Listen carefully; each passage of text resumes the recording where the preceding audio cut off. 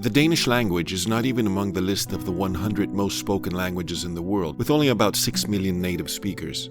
Every year, however, the Kierkegaard Library in St. Olaf College offers a sold-out course in Danish, tailored for scholars who study the work of one famous Danish philosopher, Søren Kierkegaard. Kierkegaard's influence laid the foundation for existentialism, emphasizing individual faith, choice, and the struggle with meaning. On his deathbed, at the age of 42, he famously turned away a pastor who came to offer him nadverden, or communion, remarking, "Most people die of a common cold, but my illness is much more serious. I'm dying of irony." As a man of profound faith and depth, he refused to receive what was merely a symbolic gesture from a paid clerk of a dying state church.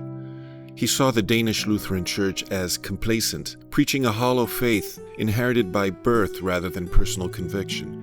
In Attack Upon Christendom, he denounced the clergy as state functionaries promoting a comfortable, sacrifice-free religion.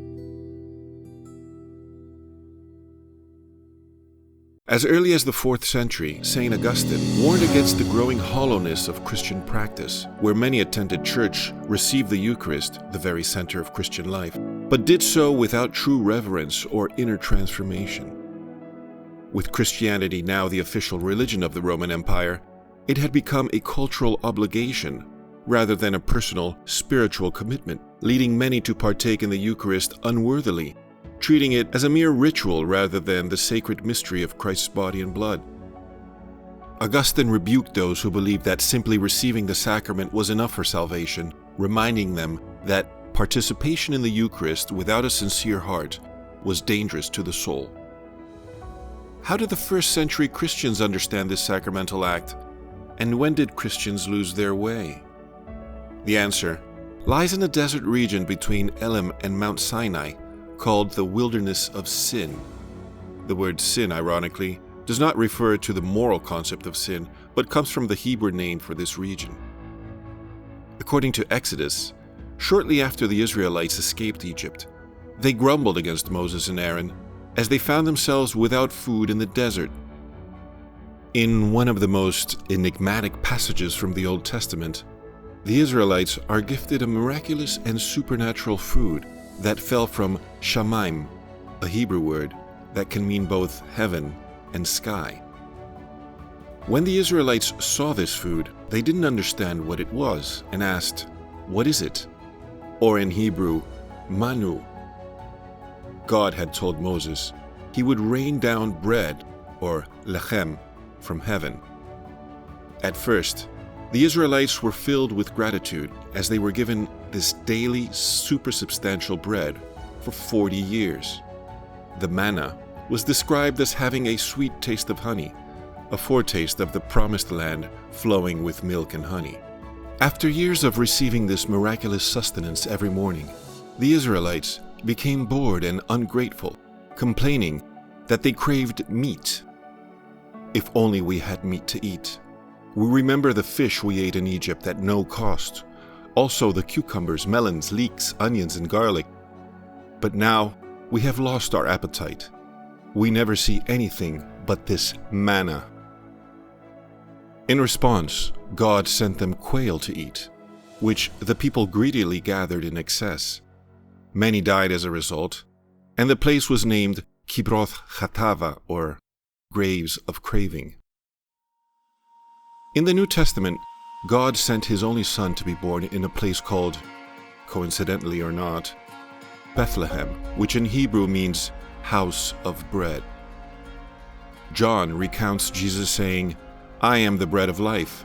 Your fathers ate the manna in the wilderness, and they died. This is the bread that comes down from heaven, so that one may eat of it and not die. I am the living bread that came down from heaven. If anyone eats of this bread, he will live forever. And the bread that I will give for the life of the world is my flesh." At the Last Supper, Jesus again affirms that he is the very bread when he offers the blessed bread, telling his disciples to "Take, eat, this is my body," adding that his body was given up for you and "Do this in remembrance of me." The parallels are self-evident. Already in the year 150 AD, Justin Martyr described the connection in what would later be called Eucharistic typology, showing it was already a well-known concept in early Christianity. The practice of celebrating the Eucharist dates back to the earliest Christians who gathered every Sunday for a communal meal. At first, the Eucharist was celebrated as part of what became known as the Agape feast, the Greek word for love. In his letter to the Corinthians, however, Paul chastises early Christians.